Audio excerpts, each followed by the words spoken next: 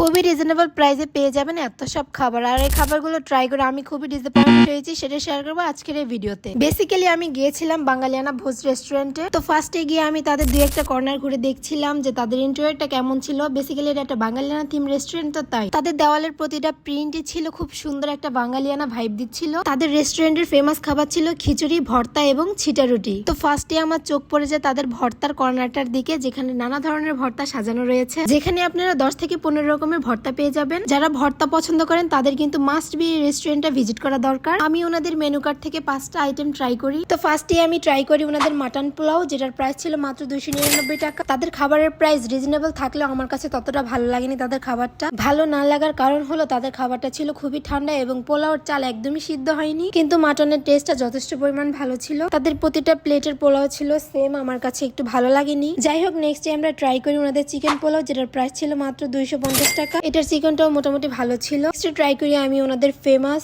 কালাভুনা এবং ছিটা রুটি, যেটার প্রাইস ছিল মাত্র 230 টাকা। দেন আমরা ট্রাই করি চিকেন কষার সাথে ছিটা রুটিটা, যেটার প্রাইস ছিল মাত্র 210 টাকা। যাই হোক, ওই দিনকার খাবারগুলো কেন জানি আমার কাছে ভালো লাগেনি। যাই হোক, নেক্সট আমি ট্রাই করি ওনাদের বিফ কালাভুনা খিচুড়ি, যেটার প্রাইস ছিল মাত্র 270 টাকা। খিচুড়িটা ট্রাই করার পর আমি বুঝতে পারলাম যে ওনাদের খিচুড়িটা আসলে নষ্ট হয়ে গিয়েছিল। দেন এটা নিয়ে আমরা ওনার কাছে কমপ্লেন করার পর উনি আমাদের বলে গরমে নাকি খিচুড়িটা নষ্ট হয়ে গিয়েছিল। আমাদের নষ্ট খাবার প্রোভাইড করার আগে ওনাদের চেক করা দরকার ছিল। দেন খিচুড়ি এক্সচেঞ্জ করে আমাদের দেওয়া হয় পোলাও এবং কালাভুনা। এত বাজে একটা এক্সপিরিয়েন্স আমার কখনোই হয়নি। আপনাদের সুবিধার্থে আমি তাদের মেনু কার্ডটা এখানে দিয়ে দিলাম, আপনারা চাইলে এখান থেকে প্রাইস দেখে তাদের রেস্টুরেন্ট ভিজিট করতে পারেন। আপনাদের সুবিধার্থে আমি তাদের লোকেশনটা বলে দিচ্ছি। কালীবাজার স্বর্ণপট্টির অপোজিটেই ছিল তাদের বাঙালিয়ানা ভোজ রেস্টুরেন্টটি।